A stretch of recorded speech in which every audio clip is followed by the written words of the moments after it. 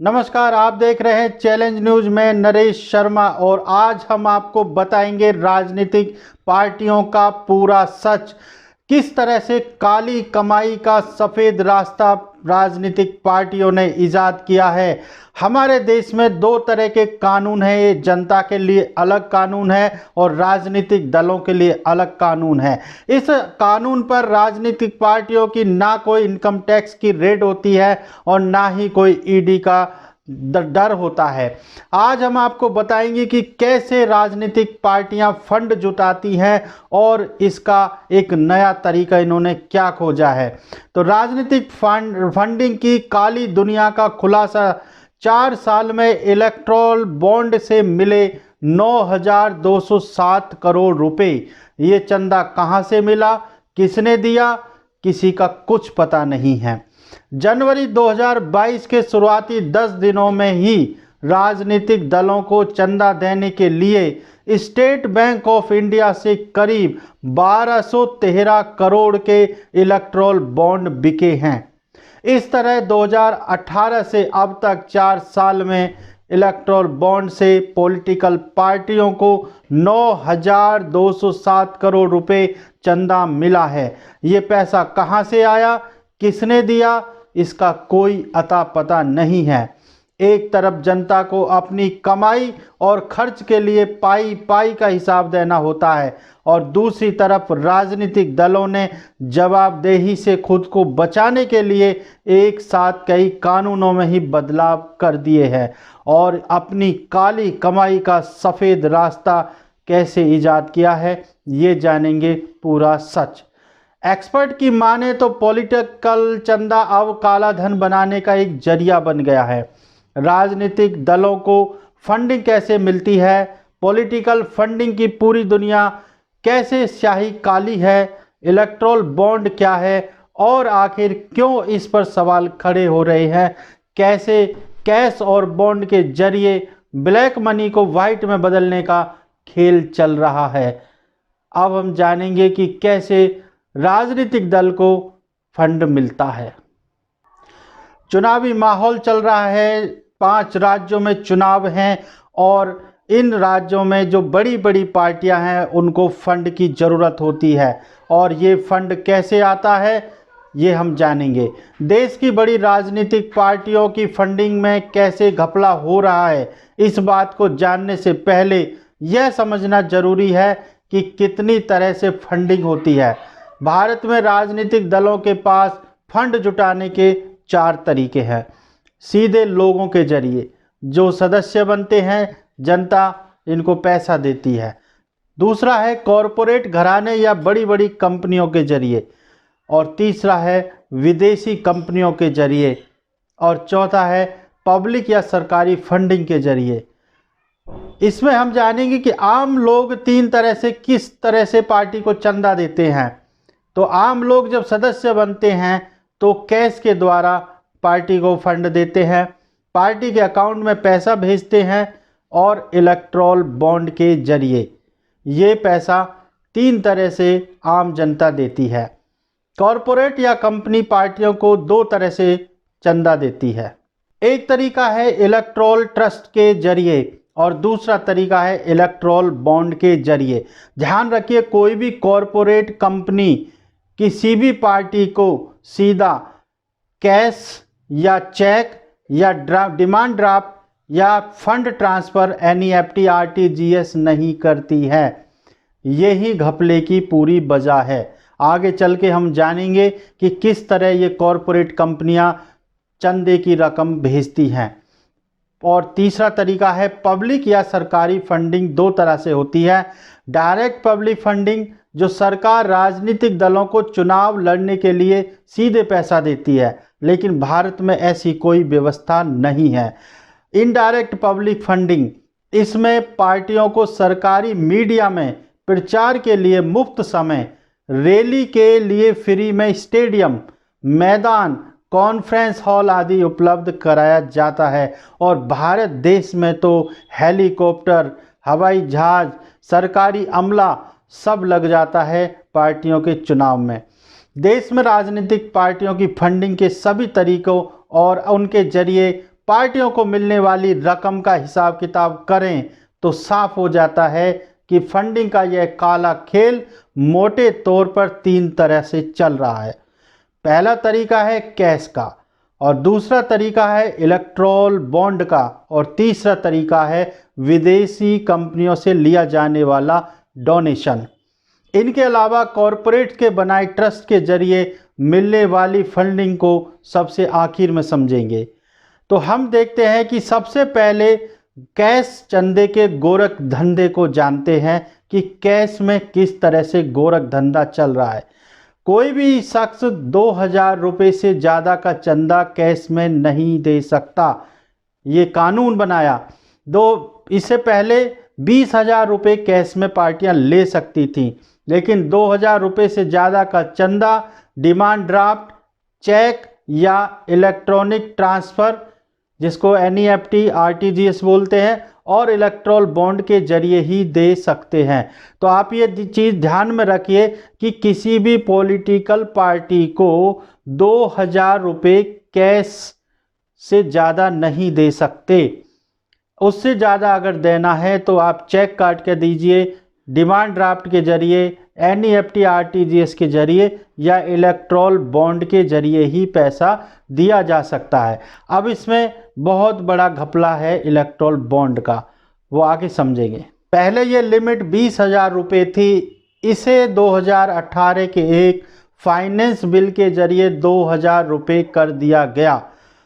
अब देखिए कैसे 20,000 से 2000 किया। कोई शख्स अगर 20,000 रुपये से ज़्यादा का चंदा देता है तो representation of peoples act RPA 1951 के तहत पार्टी को डोनर का नाम चुनाव आयोग को बताना होता है। 20,000 से कम चंदा देने पर चंदा देने वाले का नाम बताने की ज़रूरत नहीं होती थी।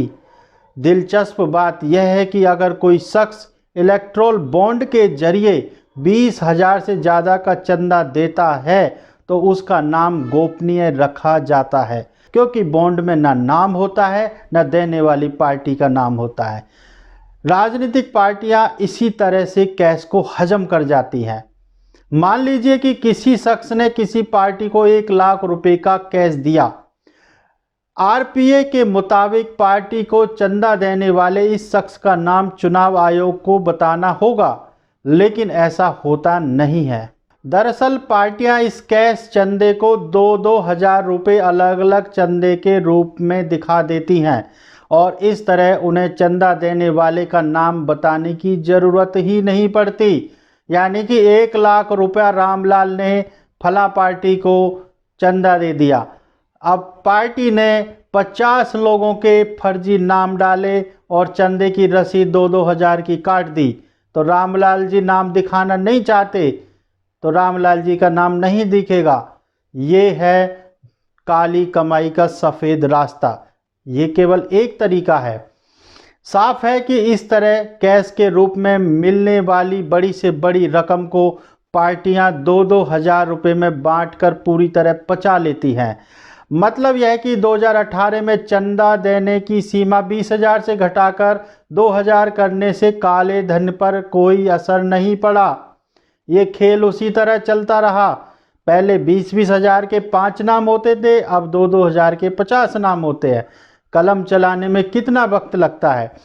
बदलाव सिर्फ इतना हुआ कि पहले पार्टियों को बड़ी से बड़ी रकम को 20-20 हज़ार रुपये में बांटकर दिखाना होता था और अब 2-2 हज़ार रुपये में बांटकर हजम कर लिया जाता है।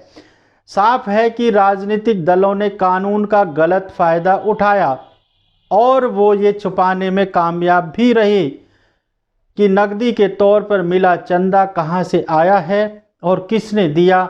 इससे ब्लैक मनी को भी बढ़ावा मिल रहा है और हर पार्टी कहती है कि मैं ईमानदार पार्टी हूँ, हम काले धन को वापस लाएंगे, हम काला धन होने ही नहीं देंगे। लेकिन भैया पार्टी चलाओगे कैसे जब आप खुद काले को सफ़ेद कर रहे हैं?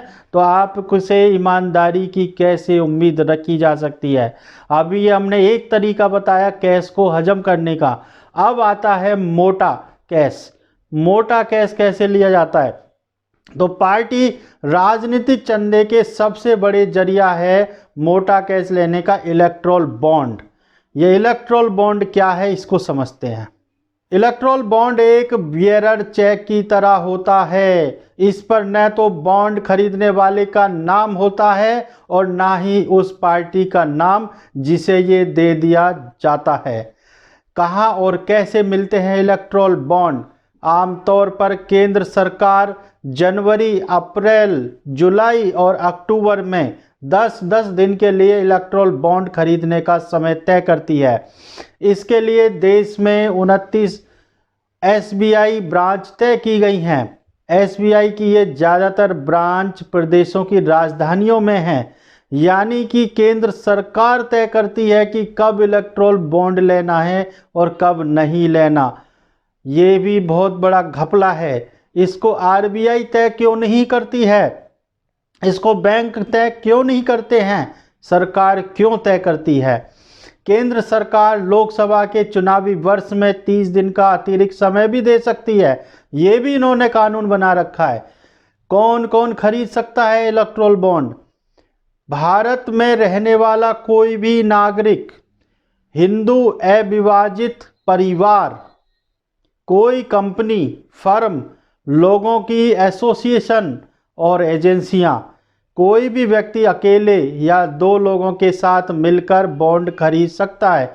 इसका सीधा मतलब ये है कि कोई भी व्यक्ति जो भारतीय नागरिक है वो इलेक्टोरल बॉन्ड खरीद सकता है। इसमें खरीदने वाले का ना तो नाम लिखा जाता है, ना पार्टी जिसको वो आप फंड दे रहे हैं उसका नाम लिखा जाता है। एक तरह से अपना पैसा बैंक में जमा करो, वहाँ से इलेक्टोरल बॉन्ड लीजिए और जा कर के राम नाम सत्य में दे दीजिए और आपका पैसा पार्टी को पहुँच गया।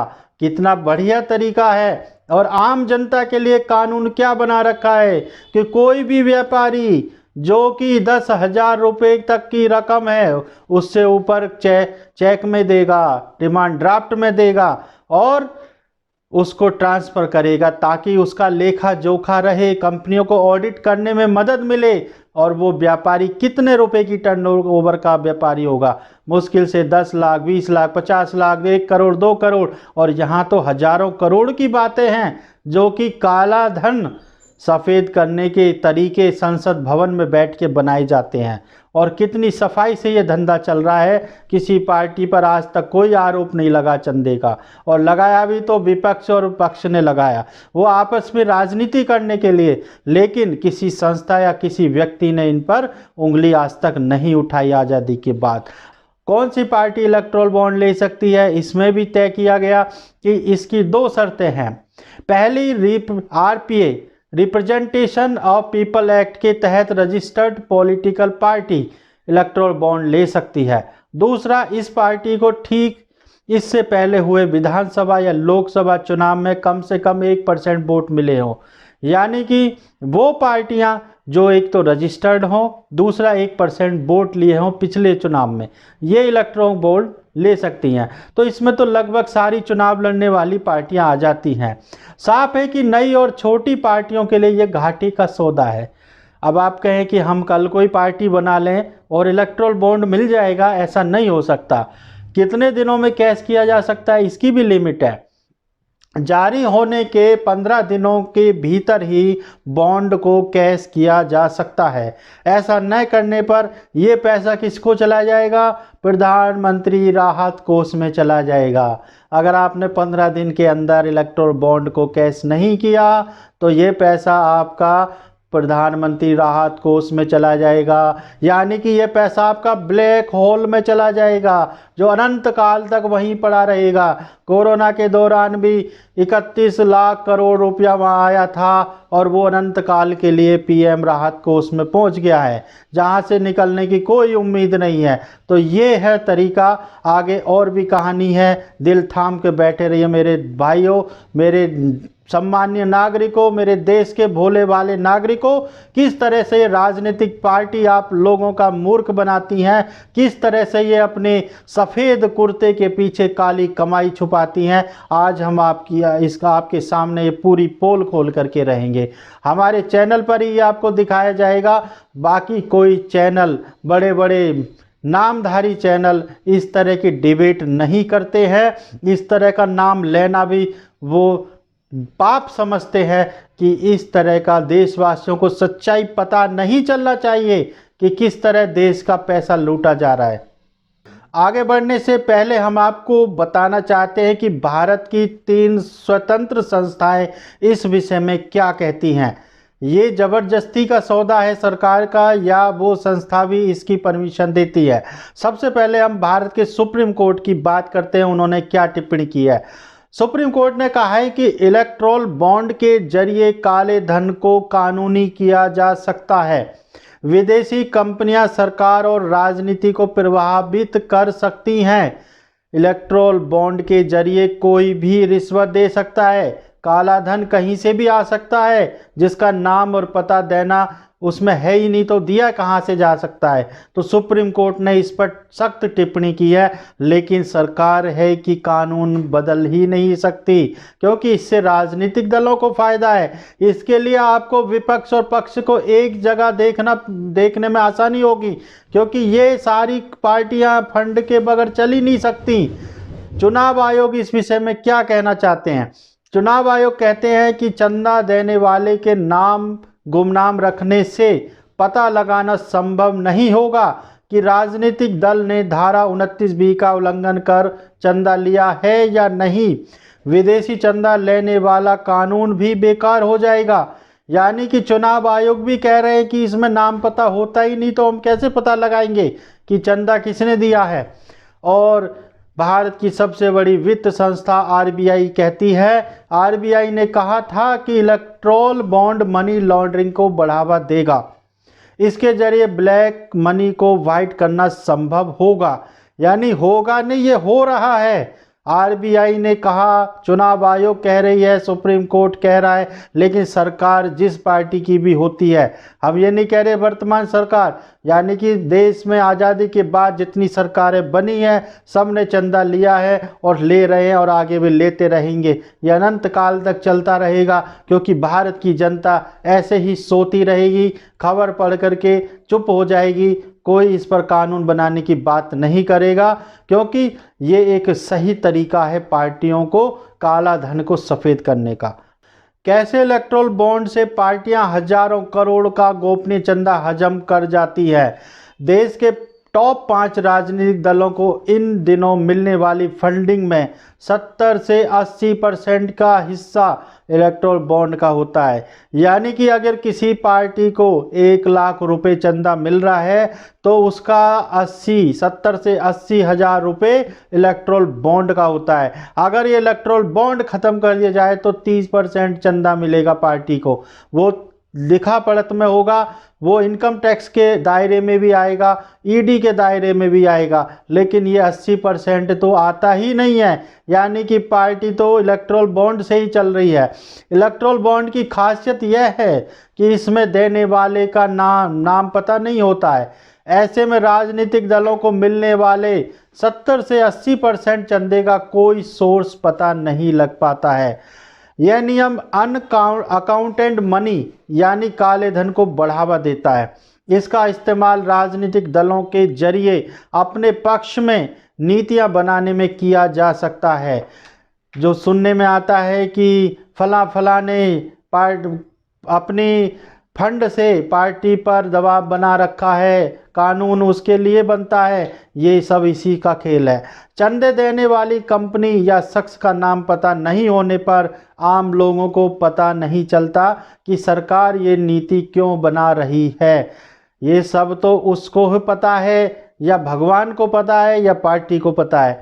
यानी देने वाले और लेने वालों को तो पता है और भगवान को पता है, लेकिन भारत की 150 करोड़ जनता को कुछ नहीं पता। इससे पहले कोई भी कंपनी पिछले 3 सालों के अपने शुद्ध मुनाफे के वार्षिक औसत का 7.5% ज़्यादा चंदा राजनीतिक दलों को नहीं दे सकती थी। ये नियम था कि 7.5% वार्षिक लाभ का परसेंटेज देना है। यानी किसी कंपनी को 100 रुपये का लाभ हुआ है तो वो दान में 7.5 रुपये ही दे सकती है, इससे ज़्यादा नहीं दे सकती। लेकिन इलेक्टोरल बॉन्ड के जरिए इसकी बाध्यता खत्म हो जाती है। कंपनी अपना 100 का 100 रुपया इलेक्टोरल बॉन्ड के जरिए दे दे, किसी को क्या पता चलता है। आगे हम आपको बताएंगे कि भारत की कौन कौन सी पार्टियां हैं जो इलेक्टोरल बॉन्ड से चंदा लेती हैं और पिछले 1 साल में उन्होंने कितना चंदा लिया है और कितना उसका परसेंटेज है इलेक्टोरल बॉन्ड से, और किस तरह से ये भारत के अर्थव्यवस्था पर असर डालता है और सरकार बनाने में इसका कितना रोल है। आगे दिल थाम के बैठे रहिए, देखते रहिए चैलेंज न्यूज़ नरेश शर्मा के साथ। नमस्कार।